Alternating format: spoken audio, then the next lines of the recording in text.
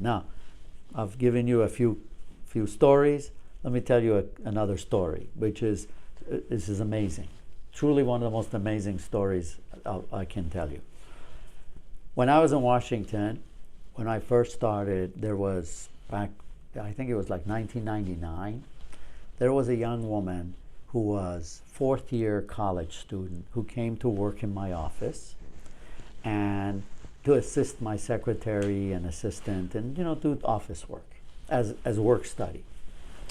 She graduated and she wanted to go to medical school. She graduated from college and didn't get into medical school. She then came and worked with us. This is 1999, 2000 range, 17 years ago. She worked in the office, et cetera, et cetera, et cetera, et cetera.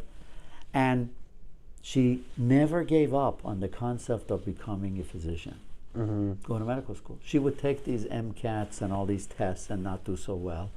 And all our hearts were just like pierced for her, you know? I mean, we're all crying inside. Yeah. But a very talented young woman, a very smart young woman, a very capable young woman. She actually did a number of papers with me, published them. She gave talks, very capable. But for some reason, when it came to the, you know, these things that are kind of, I see them as artificial. You know, whether you do well on an MCAT is artificial, it means very little. Whether you get good grades, bad grades is somewhat artificial. They're simply broad standards which don't necessarily speak to the capability of a person. Exactly, and it's the bell curve, and there are people who are on either end of that bell curve. And it's the believing in yourself that's important. About a week ago, I learned that she was starting medical school. 17 years later. She never gave up the dream. Her bus took very, very circuitous road, but that's an important point. So let's get into the thinking of somebody else who would have been on the same path, say around 2003, 2004. I'm sure she had people telling her, it's not right for you. You didn't score well on the MCAT. You should probably take another path, maybe be an ARNP, maybe be a nurse, maybe be something else. Yeah. You like caring for people, right? Maybe you could do work in the medical field, work for somebody, or something like that. Right. And it's I'm sure people told her that. Absolutely. It's on her to then figure out what to listen to, because at the end of the day, it's voices in your head. Yes. And then it becomes your willingness to figure out which voices you listen to. Well, I think that the number 1 to 1,000 should be what's in your head. And unfortunately, we tend to put a lot more weight on others. Everyone means well. No one, I really don't believe that people are telling others to do bad things. It's just that you just don't understand.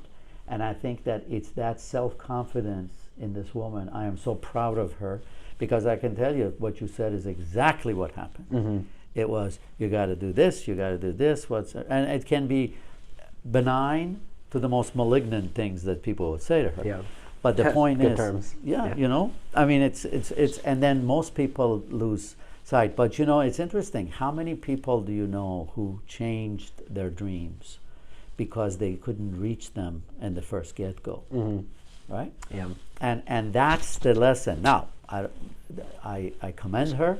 And I'm sure now that she's worked so hard for it, this is going to be a very, very special career, because this means a lot. Yeah. And so forth. But so I think that knowing yourself is important, and knowing that you just can't give up if you really, really are going to be unhappy if you did.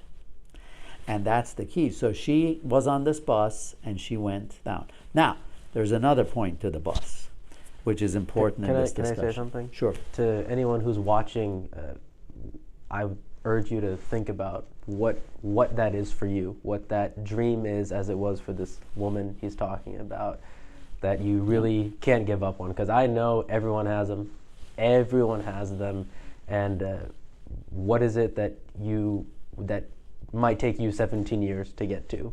Just think about that and remember this story.